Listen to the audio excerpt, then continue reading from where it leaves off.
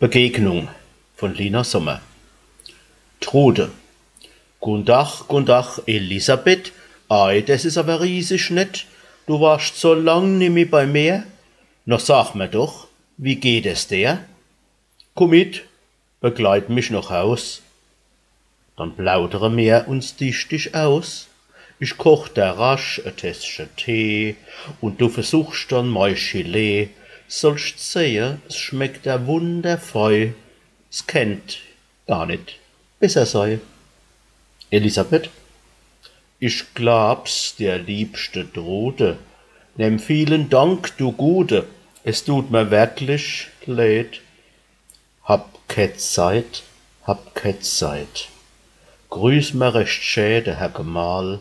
Ich komm dann andermal, muss rasch zu meiner Kinder gehe. Ade, auf Wiedersehen.